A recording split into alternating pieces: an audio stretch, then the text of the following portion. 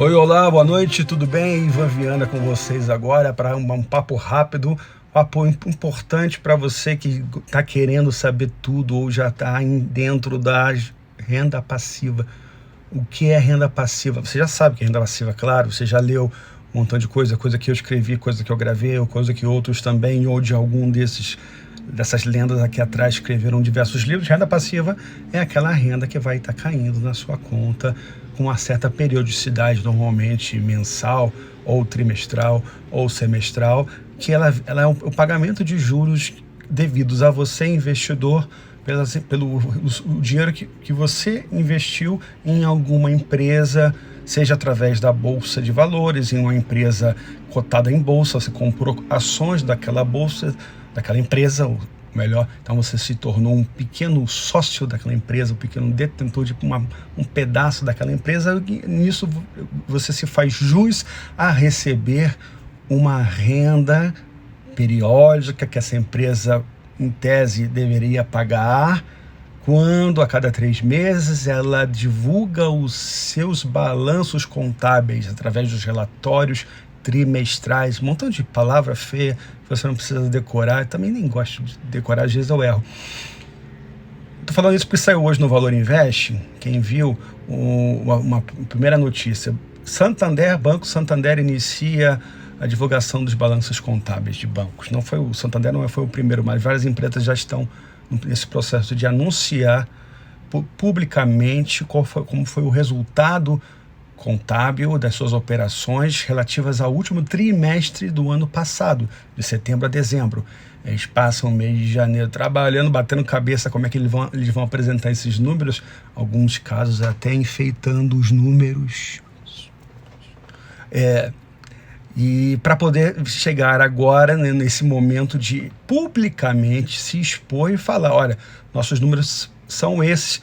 E aí os agentes de mercado, os bancos, corretores, gestoras, os investidores que têm a sua inteligência afiada para apostando num determinado número, vão comparar isso com o que efetivamente foi publicado, o que efetivamente ocorreu, e lógico, isso vai aumentar positivamente, né, a expectativa sobre os próximos resultados, né, dos próximos meses daquela empresa, ou pode fazer a expectativa cair para caramba e aumentar a pressão sobre aquelas empresas, e muitas vezes isso leva investidores não muito bem estruturados ou sem uma estratégia clara, os leva a vender essas ações antecipadamente.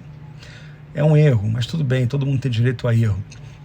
Então, eu estou falando disso, de renda passiva e de divulgação de balanços trimestrais, porque hoje foi anunciado isso, o Santander, os próximos bancos também vão anunciar nos próximos dias. Isso é importante porque a partir dessa divulgação do lucro, né, que você, como investidor, vai saber qual é o percentual desse lucro que vai ser distribuído para você, sob forma de dividendos, ou antigamente como juros do capital próprio.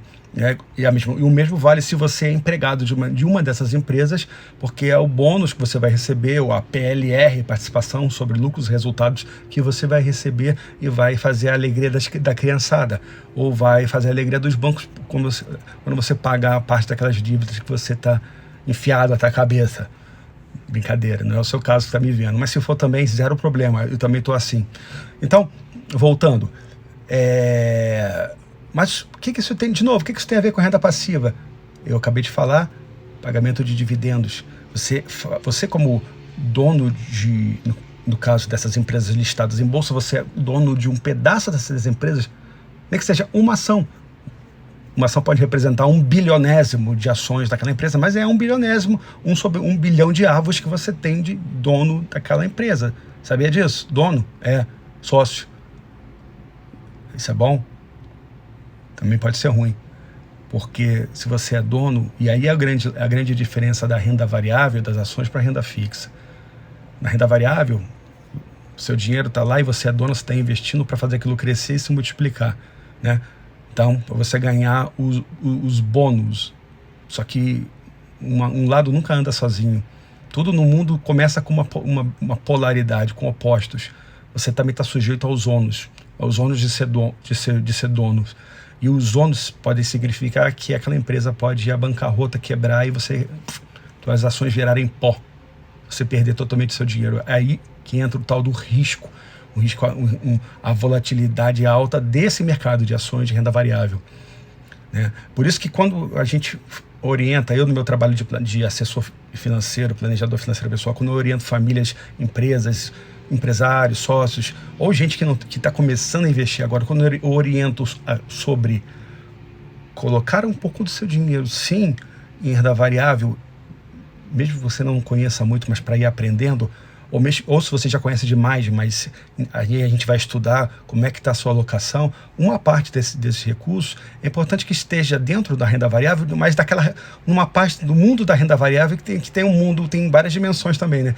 Tem a dimensão mais arriscada, aquela mediana, moderada, e tem a mais conservadora. Então, uma parte é bom que esteja ali em setores mais conservadores da economia, né? Setores que são anticíclicos. Por exemplo, há um setor, vou dar um exemplo de um setor que historicamente sempre foi considerado com menor risco do que outros na Bolsa. É o setor de geração de energia, de transmissão de energia, esse setor de concessionárias de serviços públicos, né? Como pedágios em rodovias. Então, por quê? Porque ali você tem uma renda praticamente fixa, mais previsível, que é a quantidade de veículos que passa, no caso da rodovia, que vai pagando pedágio, que o investidor sabe que a empresa vai estar recebendo esse montante com uma certa regularidade, em alguns períodos mais do que outros, né? É só ver aqui a Ipiranga, imigrante, em épocas de final de ano, agora carnaval, você vai entender o que eu quero dizer, né? Quantidade de gente que desce e usa pedágio. E como essas empresas, qual é a estrutura delas, qual é o passivo delas? É aquelas rodovias que elas não são donas, elas têm a concessão, aquele equipamento, aquele maquinário todo, e só isso. Elas não têm muito gasto. O que elas precisam fazer é botar um dinheirinho de vez em quando ali para fazer uma manutenção.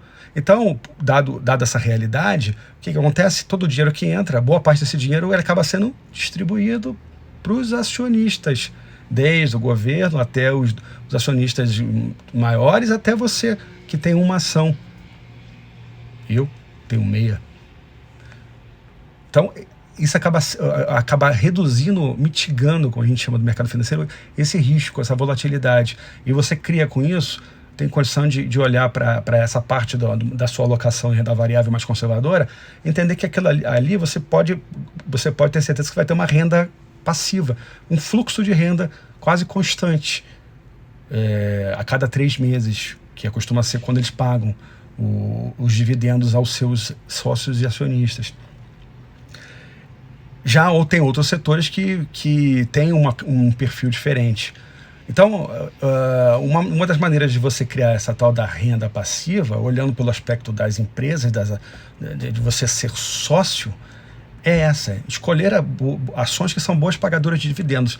Já que eu estou falando nisso, amanhã eu vou divulgar de manhã pela manhã não, no final da manhã, né? Eu vou divulgar uma página onde você vai poder se inscrever e mandar compartilhar com todos os seus da sua rede, para que você possa ter acesso a todas as carteiras recomendadas que o Banco BTG, ao qual eu estou ligado, mensalmente ele divulga. Ele faz uma análise de vários tipos de carteiras de investimentos em ações, não somente em ações, em fundos imobiliários, em ações de empresas boas pagadoras de dividendos, em as chamadas small caps, ou seja, empresas que têm uma capitalização menor, são menores, pequenas, mas são listadas em bolsa, estão em crescimento, e por isso muitas vezes elas acabam oferecendo até um ganho muito maior para o investidor, mas com um risco também maior.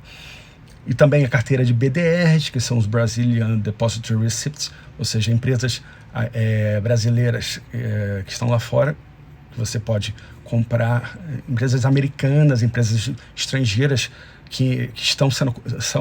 cujas ações são cotadas em outras bolsas de valores, mas que você pode comprar aqui no Brasil sem precisar ir para esses países. Você pode comprar o que seria o equivalente a essa ação lá. É um título que representa essa ação, um BDR.